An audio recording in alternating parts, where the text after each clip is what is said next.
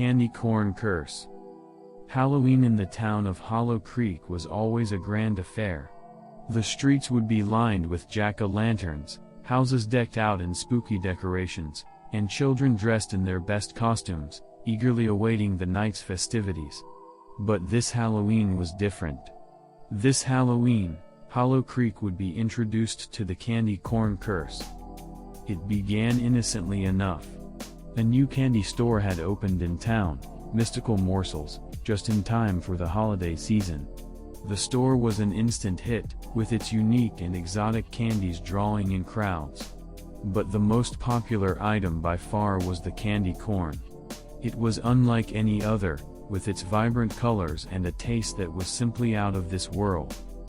I, like many others, was drawn to the candy store. As I entered, the aroma of sweet treats filled the air.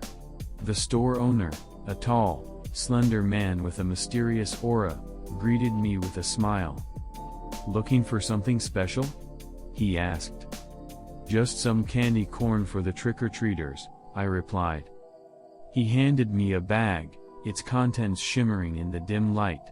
"These are not your ordinary candy corn," he said with a sly grin. "They have a magical touch."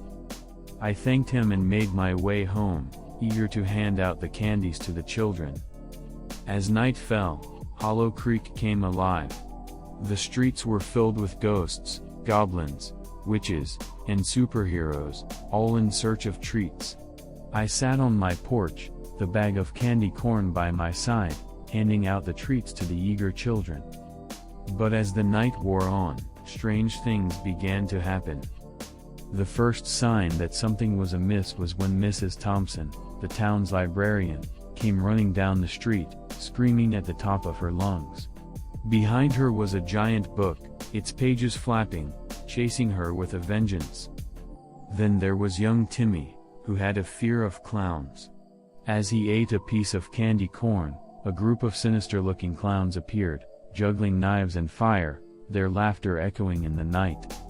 One by one, the town's residents faced their worst fears. Spiders, snakes, the dark, heights, whatever one feared the most came to life after eating the candy corn. I watched in horror, realizing the connection. The candy corn from Mystical Morsels was cursed, bringing to life our deepest and darkest fears. I rushed to the candy store, hoping to find a way to break the curse. The store was empty, save for the owner, who sat behind the counter, a satisfied smile on his face. "You," I said, pointing an accusing finger. "You did this." He simply chuckled. "I did warn you," he said. "The candy corn has a magical touch." "How do we break the curse?" I demanded. He leaned in, his eyes piercing mine. "Face your fears," he whispered. "Only then will the curse be broken." I left the store, determined to save Hollow Creek. I gathered the townspeople, explaining the situation. We had to face our fears, confront them head-on, and only then would they vanish. It was easier said than done. Facing one's fears is never easy, but the residents of Hollow Creek were resilient. With courage and determination, they confronted their fears, and one by one, the manifestations began to disappear. Mrs. Thompson faced the giant book, reciting a poem with passion and fervor, causing the book to shrink and vanish. Timmy, with the help of his friends, stood up to the clowns, their sinister laughter fading away. I, too, had to face my fear. Ever since I was a child, I had been terrified of water, a result of a near-drowning incident. As I ate a piece of candy corn, I found myself surrounded by water, the waves crashing around me. But I took a deep breath, closed my eyes, and swam, breaking through the surface and dispelling the illusion. As dawn broke, Hollow Creek was free of the curse. The residents, though shaken, were grateful, their bond stronger than ever.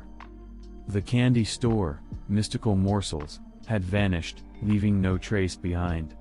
But its legacy remained, a reminder of the Halloween when Hollow Creek faced its fears.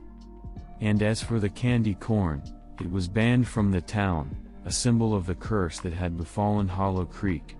But the lesson it taught was invaluable, that facing our fears, no matter how daunting, is the only way to truly overcome them.